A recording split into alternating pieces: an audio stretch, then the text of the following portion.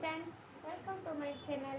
இன்னைக்கு நம்ம 18 மினிட்ஸ் ஆரி ஃப்ரேமில் கிளாத் எப்படி ஃபிக்ஸ் பண்ணுறதுன்னு பார்ப்போம். ஓகே ஃப்ரெண்ட்ஸ், இந்த வீடியோ உங்களுக்கு பிடிச்சிருந்துச்சுன்னா எங்கள் சேனலை சப்ஸ்கிரைப் பண்ணுங்கள். மோர் வீடியோஸ் வேணும்னா கமெண்ட் பண்ணுங்கள்.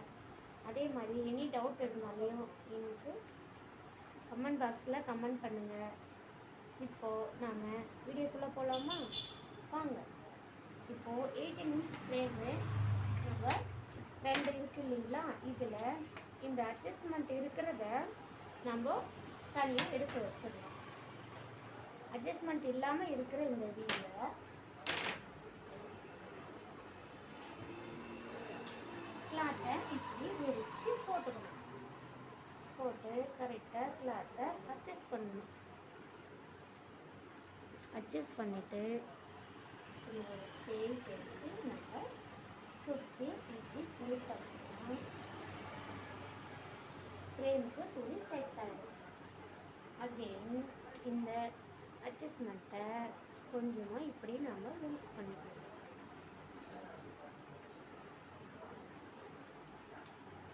யூஸ் பண்ணோம்னா ஃப்ரேம் நமக்கு அட்ஜஸ்ட் ஆகும். அட்ஜஸ்ட் ஆனதுக்கு அப்புறமா இந்த ஃப்ரேமை நம்ம அடியில் வச்சுருக்கோம் இல்லைங்களா, அந்த ஃப்ரேம் மேலே கரெக்டாக வச்சு இப்படி ஃபிக்ஸ் பண்ணுவோம். ஃபிக்ஸ் பண்ணிவிட்டு அப்படியே இந்த வீல் இருக்கு இல்லைங்களா, இதை நம்ம டைட் பண்ணுவோம். இப்போது நம்ம இதை டைட் பண்ணால் ஃபுல் டைட் பண்ணி ஃப்ரேமை நம்ம ஃபிக்ஸ் பண்ணிடுவோம்.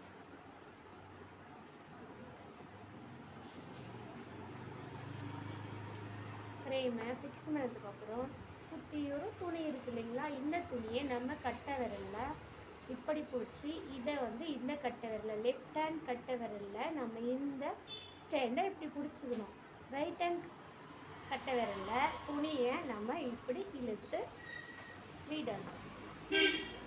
இதே மாதிரி சுற்றி இருக்கிற துணி எல்லாத்தையும் இழுத்து நம்ம கிளாத்தை ஃபுல் டைட் பண்ணணும். கிளாத் நம்ம ஃபுல் டைட் பண்ணாதான் நம்ம நீடில் வச்சு ஒர்க் பண்ணுறதுக்கு ஈஸியாக இருக்கும்.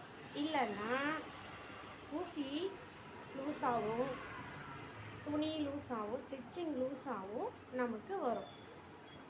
இப்போ சுற்றியும் இந்த மாதிரி ஃப்ரேமை ஒரு கையில் நம்ம பிடிச்சிக்கணும். இல்லைன்னா ஃப்ரேம் தனியாக கலண்டு வந்துடும்.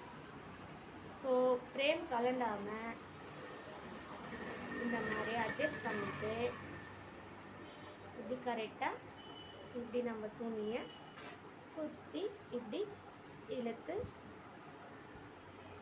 டைட் பண்ணணும். ஒன்ஸ் அகெயின் திருப்பும் டைட் பண்ணிவிட்டு